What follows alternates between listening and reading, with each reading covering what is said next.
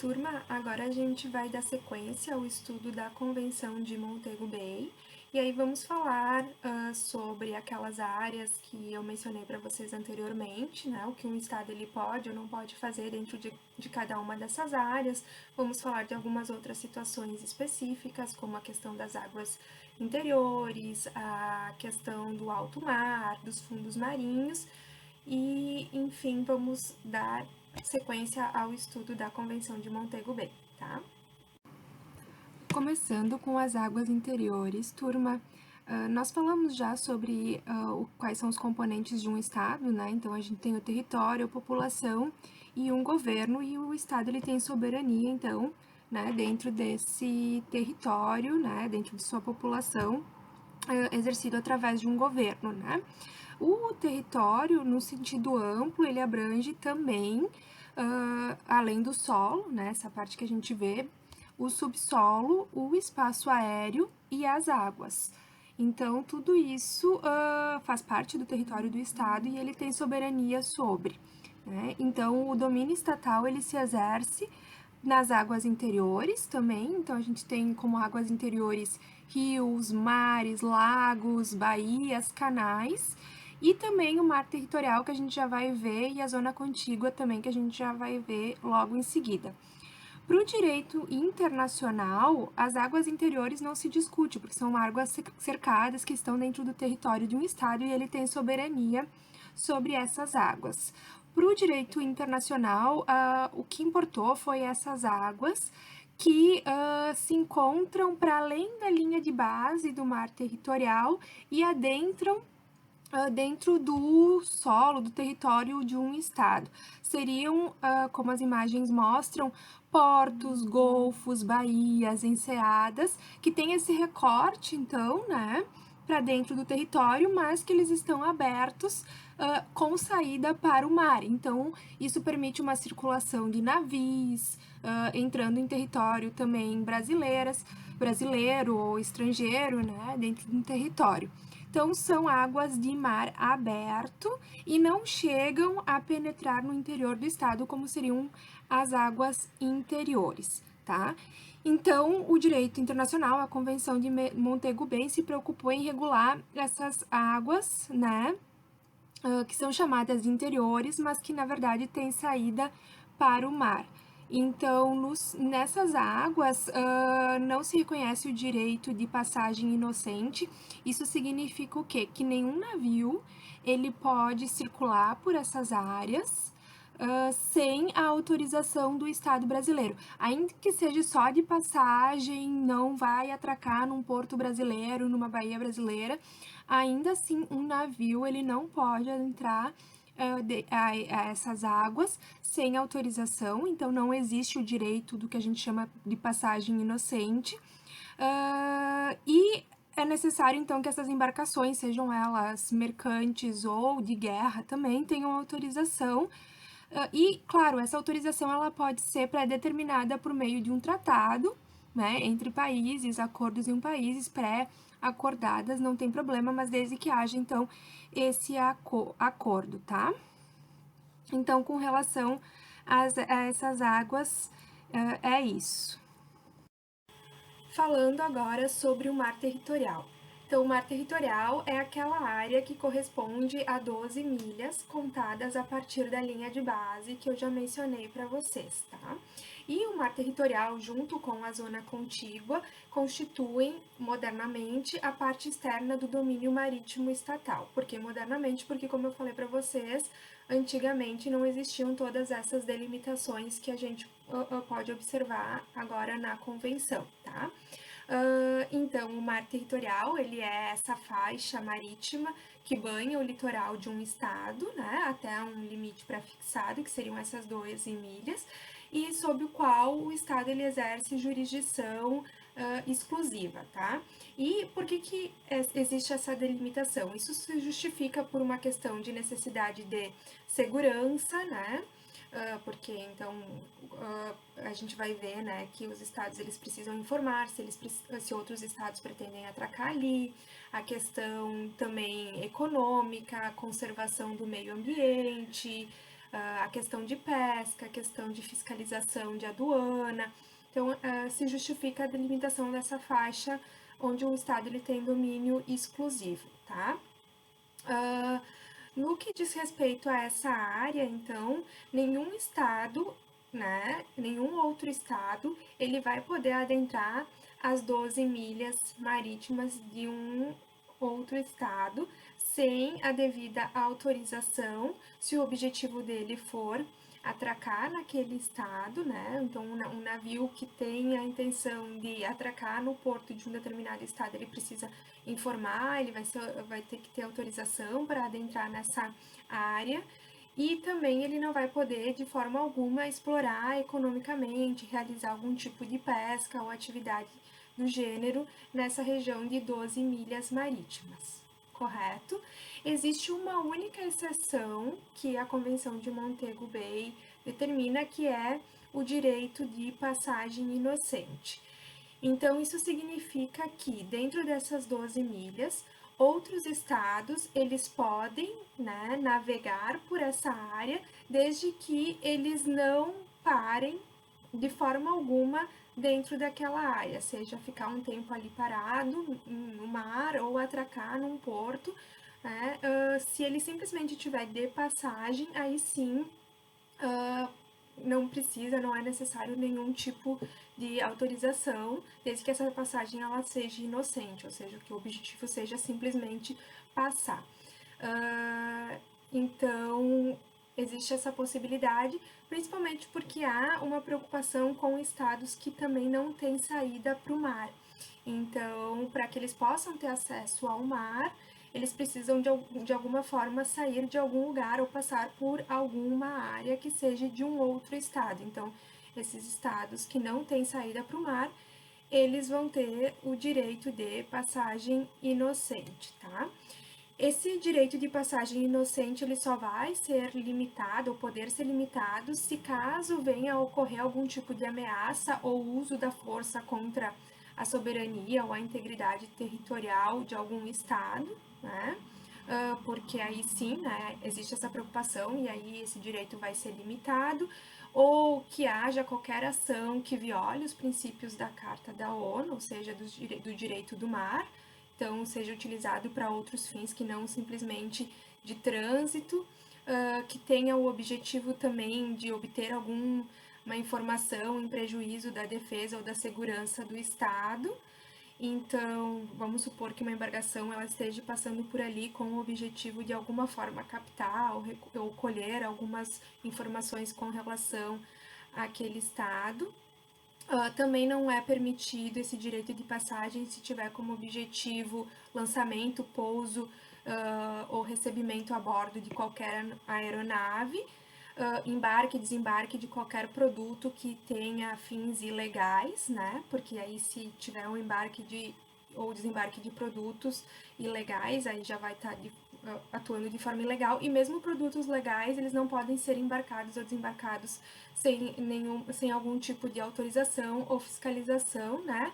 Ou qualquer ato destinado a perturbar quaisquer sistemas de comunicação, serviços de instalação nessa área costeira.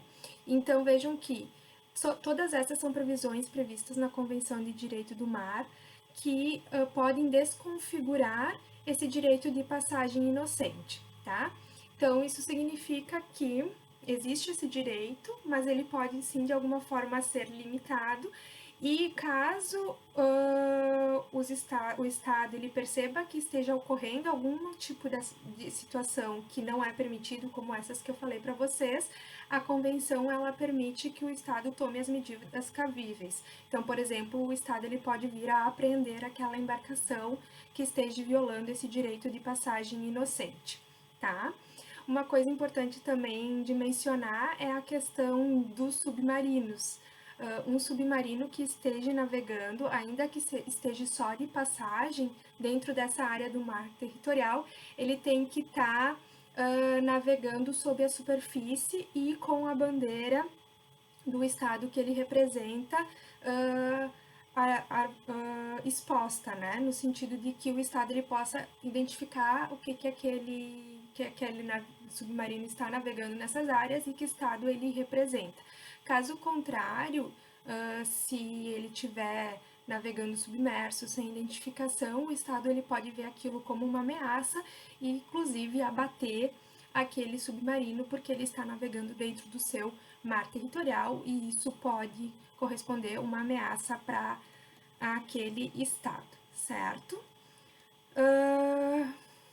Ainda com relação à questão do mar territorial, o Estado ele pode adotar algumas regulações em algumas matérias específicas dentro daquela área, então regulações sobre segurança de navegação, regulamentação do tráfego marítimo, proteção das instalações e dos sistemas de auxílio à navegação, proteção de cabos e dutos, conservação de recursos vivos do mar, preservação de infrações às leis e regulamentos de pesca, preservação do meio ambiente, questões de investigação científica, marinha, levantamentos hidrográficos, preservação de infrações às leis e regulamentos aduaneiros, fiscais, imigração, questões sanitárias. Então, o Estado ele pode regular todos esses temas no que diz respeito a essa área do mar territorial.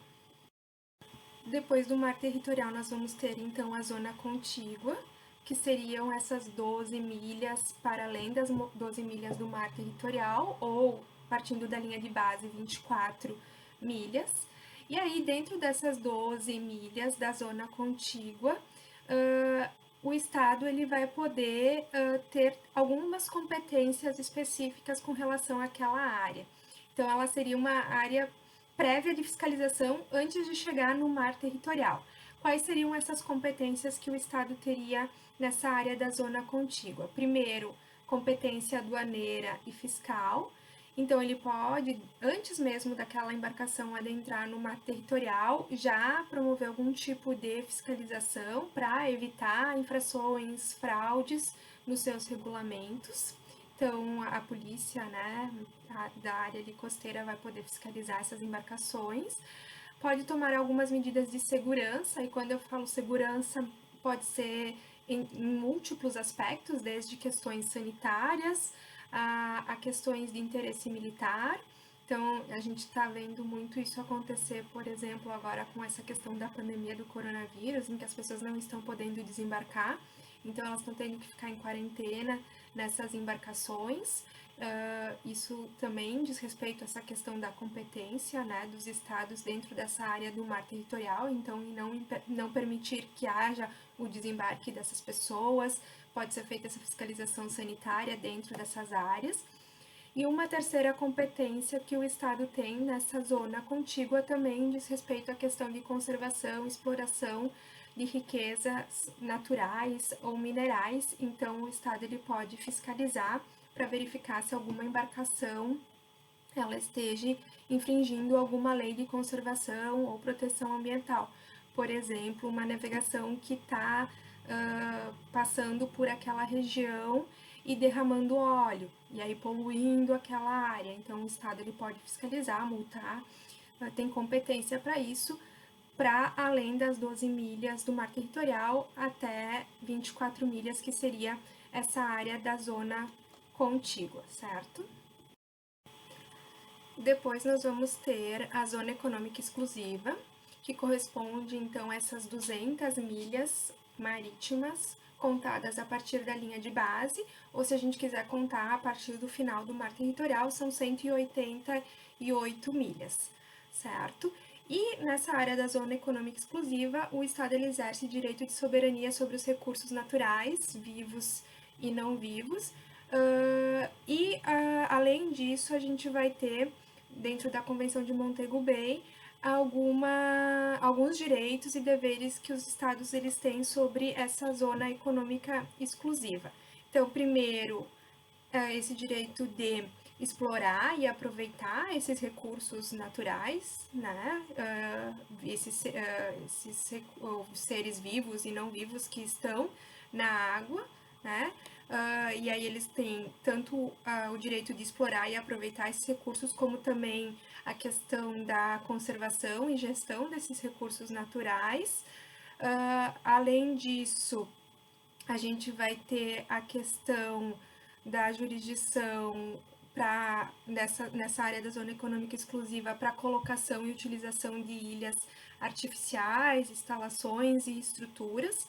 Então, se vocês pegarem, por exemplo, alguns países, ficou muito famoso a questão no Oriente Médio, na Arábia Saudita, em Dubai, né, a construção de ilhas artificiais. E aí existe a permissão desses estados de construírem essas ilhas, desde que esteja dentro dessa área de 200 milhas marítimas. Também eles têm direito exclusivo sobre a questão da investigação científica marinha e proteção do meio ambiente dentro dessas 200 milhas. Então vejam que isso eles têm direito de explorar exclusivamente essa área, por isso que é bem importante. Inclusive existem muitas disputas entre estados, porque às vezes algum estado ele está lá realizando algum tipo de pesca dentro dessa área de um outro estado e essa pesca ela é considerada ilegal, e isso pode inclusive gerar disputas entre estados, e isso é bastante comum, e a gente tem um tribunal para julgar exclusivamente essas questões que envolvam conflitos de previsões que estão estabelecidas na Convenção de Montego Bay, que eu vou falar para vocês um pouquinho sobre esse tribunal mais adiante, tá? E além de direitos, os estados eles também vão ter deveres dentro dessa zona econômica exclusiva. Dentre os deveres, é importante mencionar a questão de determinar o nível ótimo de captura desses recursos vivos, a fim de evitar excessos. Então, não é uma pesca, uma exploração ilimitada. O Estado ele tem o dever de delimitar quais seriam esses níveis de exploração desses recursos naturais, permitir, né, que essa exploração seja realizada por empresas privadas. Então, primeiro, é direito do Estado de explorar essas áreas, mas ele pode sim autorizar, permitir que empresas privadas realizem esse tipo de exploração. Então, é um dever dele estabelecer isso. Permitir também que estados que sejam geograficamente desfavorecidos e sem litoral possam também explorar economicamente esses recursos. Então, existe uma preocupação da Convenção de Montego Bay com esses estados que não têm acesso ao litoral. E aí, os estados que têm acesso ao litoral e que podem explorar economicamente esses estados, autorizem também a exploração dessas áreas por estados que não têm litoral. Claro que a convenção ela não vai estabelecer como é que vai se dar isso efetivamente na prática, qual é o limite que um estado sem litoral ele pode explorar. A convenção ela se limita a dizer que o estado que tem acesso ao litoral deve permitir o estado sem litoral de explorar essa área de uma forma equitativa, né, ou equânime, então de forma igualitária, mas ele não diz qual seriam esses percentuais e como deveria acontecer essa exploração, mas é um direito do estado sem litoral poder explorar. Inclusive, se um estado com litoral não permitir essa exploração, ele pode reivindicar esse direito, como eu falei para vocês, no Tribunal Internacional, tá? Além disso, a convenção prevê também como dever do Estado de não poluir e não permitir que poluam essas águas da zona econômica exclusiva, certo? Agora, falando um pouco sobre a plataforma continental, como eu falei para vocês, a plataforma continental ela tem a mesma extensão da zona econômica exclusiva, ou seja, 200 milhas. A diferença é que a zona econômica exclusiva diz respeito à porção de água e a plataforma continental, na verdade, ela é o prolongamento submerso da massa terrestre do estado costeiro, e isso corresponde então ao leito e ao subsolo, né, dessa porção do mar. E aí, então, o Estado ele pode explorar o que existe de recursos naturais e seres vivos e não vivos que estão no leito e no subsolo.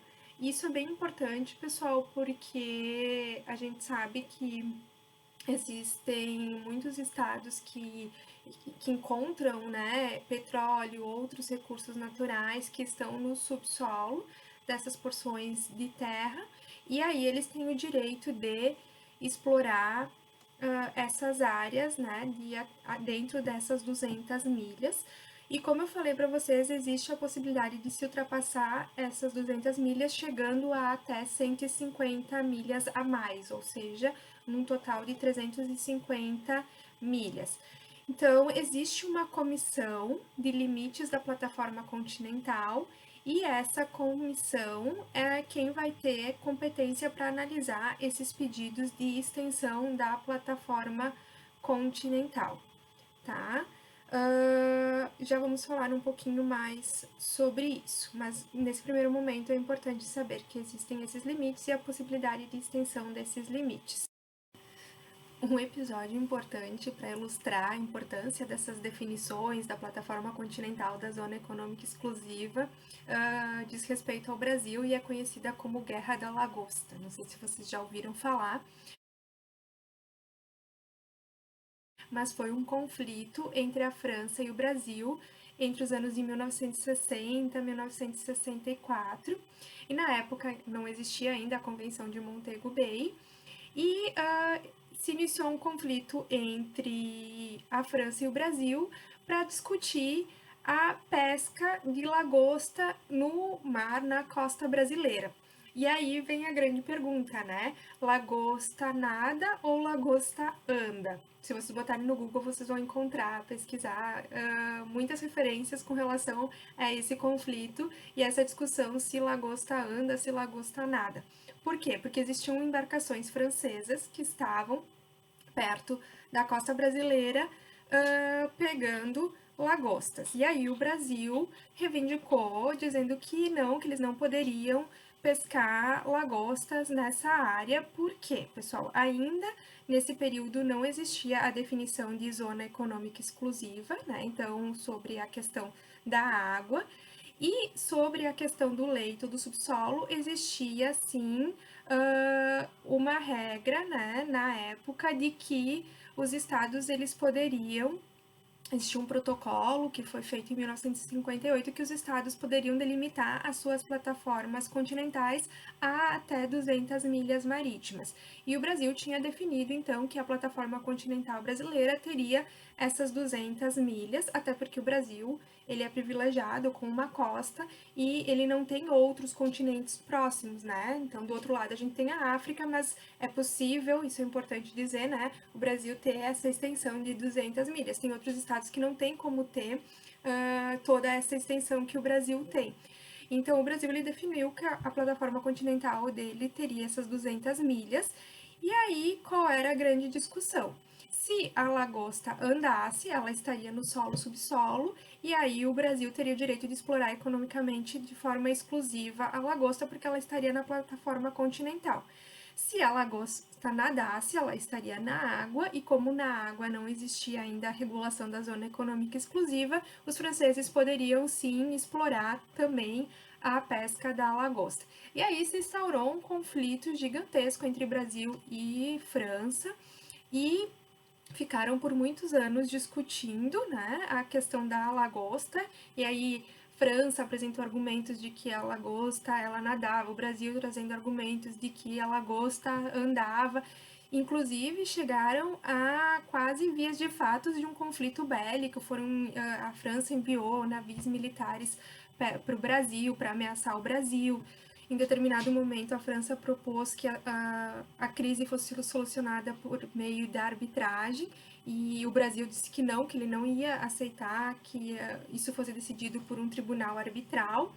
E isso perdurou por vários anos, até que depois o conflito foi perdendo fôlego e os países conseguiram resolver de forma diplomática a questão, e a França deixou de realizar a pesca da lagosta dentro dessa área de 200 milhas brasileiras, né? Mas, inclusive, esse episódio também é conhecido pela famosa frase: o Brasil não é um país sério. Dizem que essa frase foi dita pelo Charles de Gaulle, né, quando ele veio para o Brasil para negociar essa questão da lagosta. e ele teria dito na ocasião, então, que o Brasil ele não era um país sério, mas essa história não é também confirmada. Mas é um caso importante e define muito o que significa, né, essas delimitações. Inclusive, não é só em relação à lagosta, essa discussão ela vai aparecer em muitos casos, em alguns crustáceos, porque diz respeito à exploração desses recursos vivos e não vivos, né? E claro que hoje, com a Convenção de Montego Bay, isso já se reduz muito porque a plataforma continental e a zona econômica exclusiva, então tanto a porção de água quanto a porção de terra e subsolo, elas têm o mesmo tamanho, tirando essa questão mais recente também que eu falei para vocês, que é a possibilidade de extensão da plataforma continental para além das 200 milhas.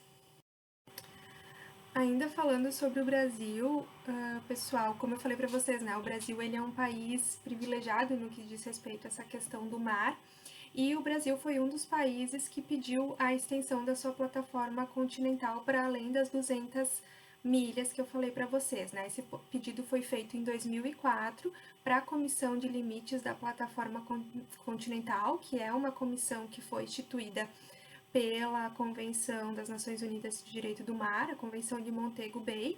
Então, o Brasil ele reivindicou em 2004 a extensão da sua plataforma continental para essa comissão, especialmente em razão das descobertas do pré-sal. O que seria o pré-sal? Seria uma reserva petrolífera que fica debaixo de uma camada profunda, né, de sal. E aí, claro, tem todo um interesse econômico de exploração desses recursos naturais, dessas reservas petrolíferas do pré-sal. E essas reservas elas foram encontradas em uma área que estava ali na divisa entre as 200 milhas da plataforma continental e ia para além dessas 200 milhas. E o Brasil então fez essa solicitação para poder explorar economicamente essa área para além dessa área dessas 200 milhas. Então, o Brasil, em 2004, fez esse pedido, ele foi recebido pela Comissão de Limites da Plataforma Continental. Em agosto de 2015, foi feito uma primeira análise desse pleito do Brasil, né? E na sequência foram feitos análises vendo os aspectos técnicos legais, no qual o Brasil ele apoiava, né, a justificativa para exploração dessa área. E finalmente foi aprovado em 2019 o pedido do Brasil, né, 80%, cerca de 80% da proposta que o Brasil elaborou para a comissão, ela foi endossada, e o Brasil então incorporou a sua plataforma continental, além das 200 milhas, mais 170 mil quilômetros de área de plataforma continental. Então foi bem importante para o Brasil nesse sentido, para poder continuar explorando esses recursos do pré-sal. E, além disso, pessoal, então a gente tem a plataforma continental, que é essa parte terrestre, e o que estiver fora desses domínios, né, então das 200 milhas ou até 350 milhas, são chamados de fundos marinhos, que seria o solo e o subsolo, para além dessas definições, desses limites. Então, são áreas que se encontram fora do limite de jurisdição de qualquer estado. E essas áreas, elas são consideradas pela Convenção de Montego Bay como patrimônio comum da humanidade. E por isso, inclusive, os Estados Unidos eles repudiaram muito a convenção, porque eles queriam que esses fundos marinhos fossem considerados terras nullis, ou res nullis, ou seja, terras de ninguém. Porque, obviamente, existe um interesse de exploração econômica. Então, quem tivesse condições, quem tivesse recursos, quem tivesse melhor conhecimento técnico, científico e recursos financeiros para explorar essas regiões poderiam explorar, porque obviamente existem muitos recursos naturais ali nessas áreas. Então, os Estados Unidos queria que fosse declarado res nullis, mas a Convenção de Montego Bay disse que não, que seriam considerados patrimônios comuns da humanidade.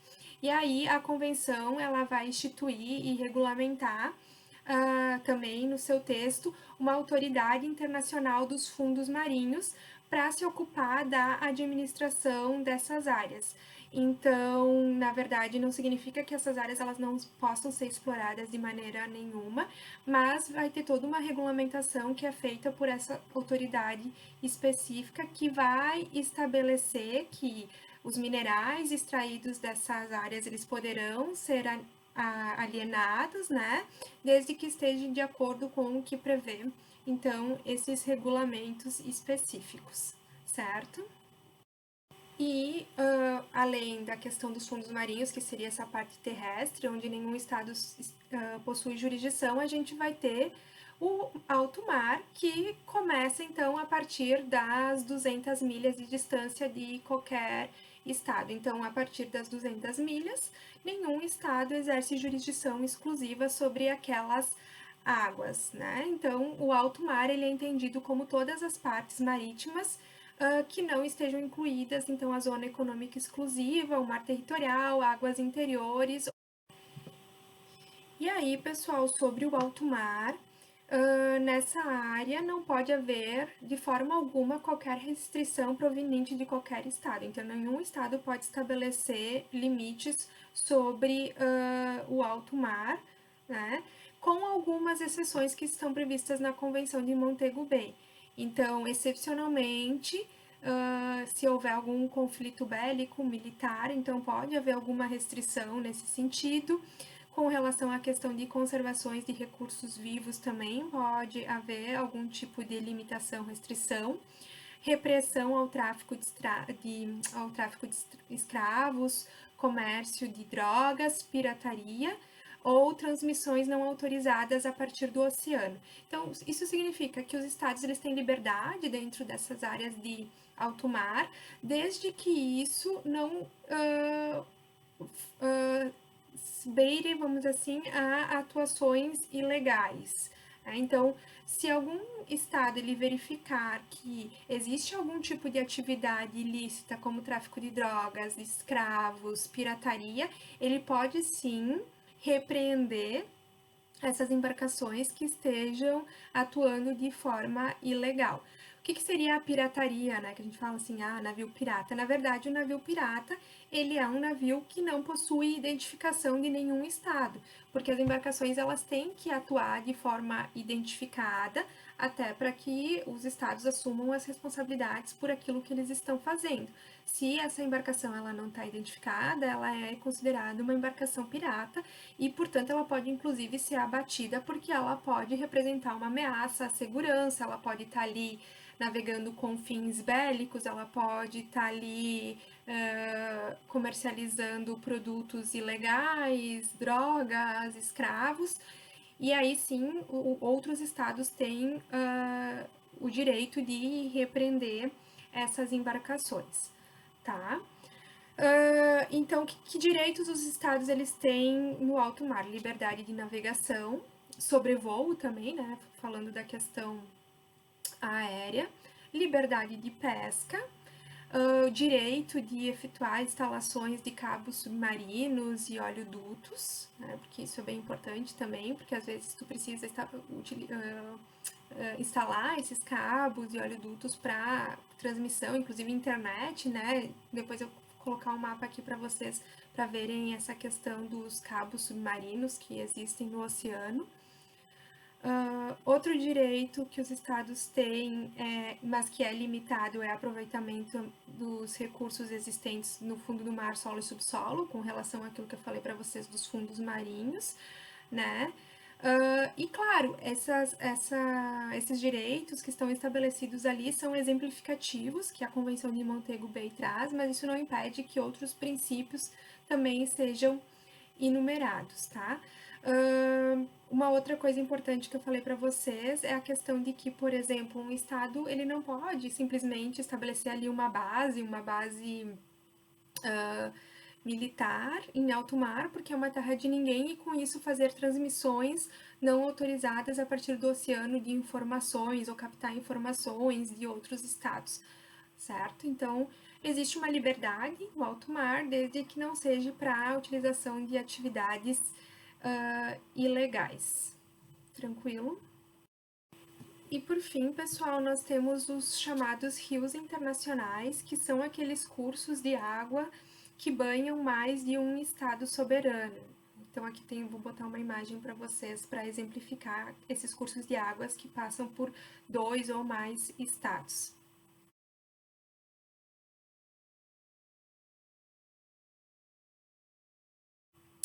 E no caso desses rios internacionais, o que a convenção ela prevê é a liberdade de navegação, né, em princípio, né, igualdade no tratamento de terceiros, mas ela permite também a possibilidade de cobrança de taxa e o dever de cuidados ambientais. E aí os estados é que vão disciplinar como é que vai se dar esse regime jurídico desses rios internacionais, que vai passar por mais de um estado, e aí isso vai ser feito através de tratados bilaterais ou multilaterais, tá?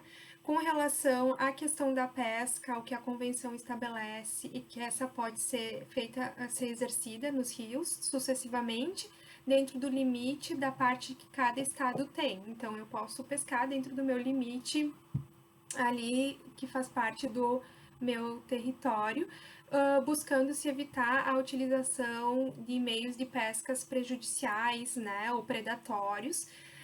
Claro que, pessoal, envolvendo essas questões do mar, existem muitas discussões, até porque existe a questão migratória dos peixes, dos seres vivos que estão no mar, e que, obviamente, em um período eles estão num lugar, outro período eles estão em outro. Então, existe uma série de discussões. A convenção ela vai trazer muitas questões técnicas envolvendo essas questões migratórias, os seres vivos dentro do que vivem, né? No mar, enfim.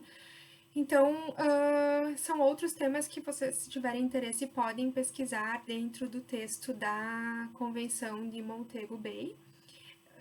Por fim, falando então para vocês, existe o Tribunal Internacional de Direito do Mar, que é um tribunal criado também a partir da Convenção de Montego Bay e que vai ter então a jurisdição para decidir os casos que envolvam conflitos sob a proteção dessa convenção. E existem sim inúmeros casos que estão sendo julgados ou que já foram julgados por esse Tribunal Internacional do Mar. Eu até aconselho vocês a entrar no site do tribunal e, inclusive, não é algo incomum. Existem muitos conflitos entre estados envolvendo essas questões de direito do mar, principalmente na Ásia, ali, China, Japão, né?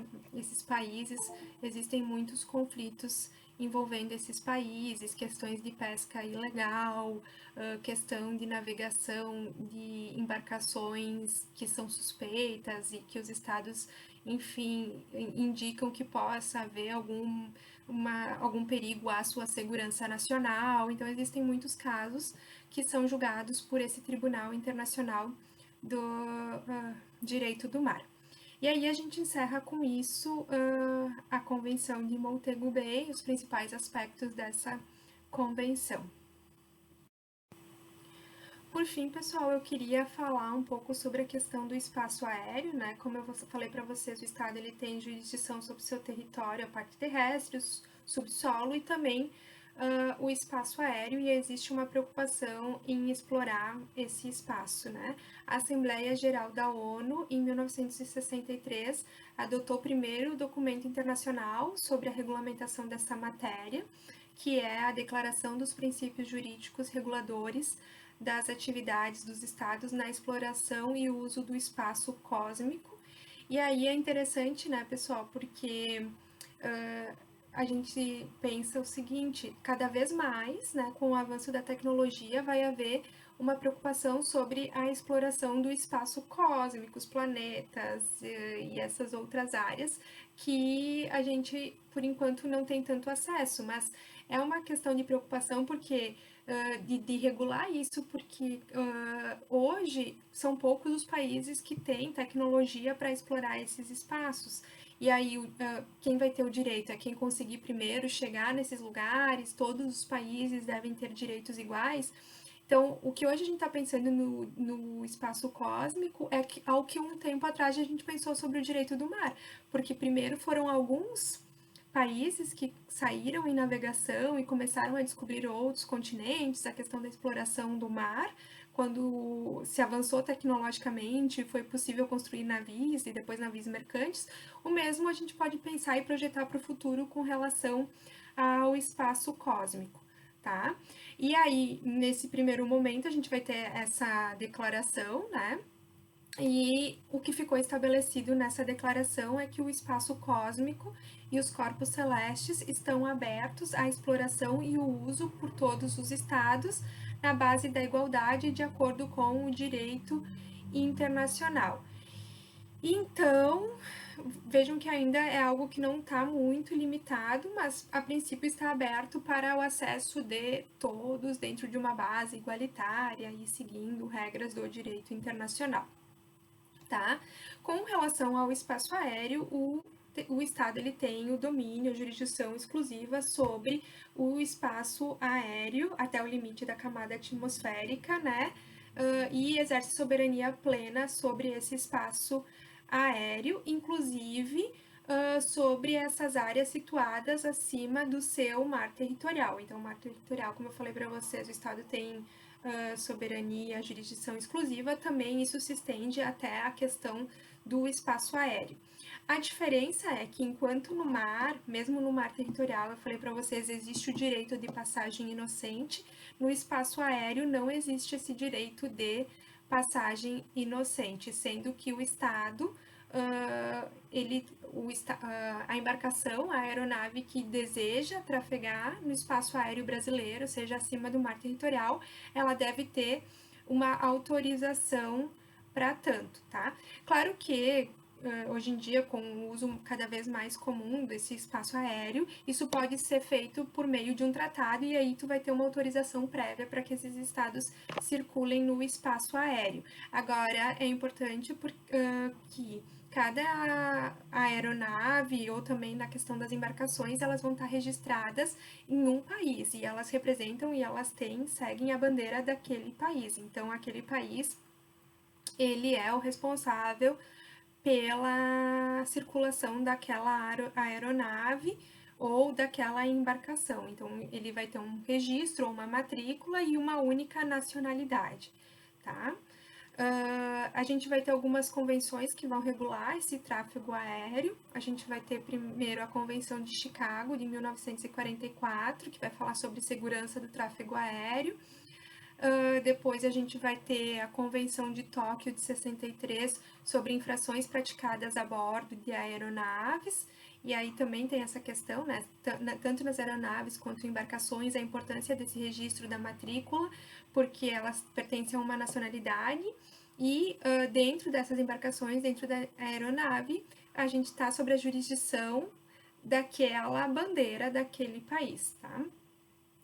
Convenção de Haia de 1970 para repreensão do apoderamento ilícito de aeronaves, né? Um caso muito famoso, a questão das torres gêmeas, né? Nada mais foi do que isso, né?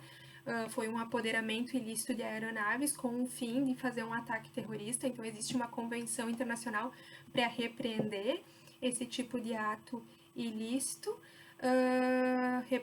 Depois a gente vai ter a Convenção de Montreal de 71 para repreensão dos atos ilícitos contra a aviação civil, né, aeronaves civis.